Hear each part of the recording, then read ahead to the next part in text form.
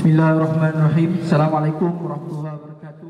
মালয়েশিয়ায় অধ্যয়নরত বাংলাদেশের শিক্ষার্থীরা ফিলিস্তিনিদের সমর্থনে বিক্ষোভ সমাবেশ করেছে। Islamic university of Malaysia Bangladesh কমিউনিটির ডাকে মঙ্গলবারে আয়োজিত ওই সমাবেশে ফিলিস্তিনকে মুক্ত করো, গাজায় গণহত্যা বন্ধ করো ও ইসরায়েলি আগ্রাসন বন্ধ করো স্লোগানে ইসরায়েলের নৃশংসতার প্রতিবাদ জানানো হয়।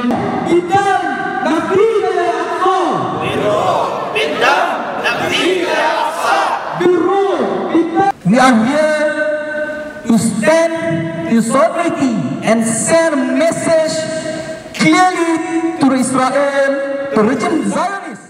Palestine, Bharat, Pakistan, Indonesia, Senegal সহ বিভিন্ন দেশের শিক্ষার্থীরাও এতে অংশ নেন। বক্তারা ইসরায়েলের বর্বরোচিত হামলা নিন্দা করে বলেন, যুক্তরাষ্ট্র সহ বিশ্বজুড়ে এই গণহত্যার বিরুদ্ধে প্রতিবাদ চলছে।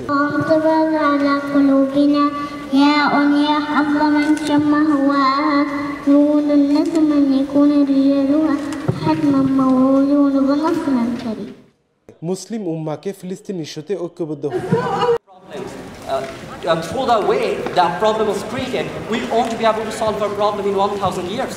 The United Nations is the main cause of the problem. The New World Order is the main cause of the problem.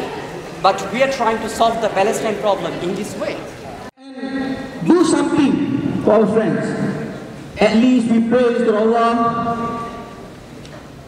May Allah fight the regime, Zionist or US. Bangladesh কমিউনিটির কোঅর্ডিনেটর এইচ.এম. রবিউল হাসানের সভাপতিত্বে শোয়েব প্রশান্ত, তাহমিদ, সাইফুল ইসলাম সমাবেশটি আয়োজন করে। নাফিউল ইকসাম, দৃষ্টি 24।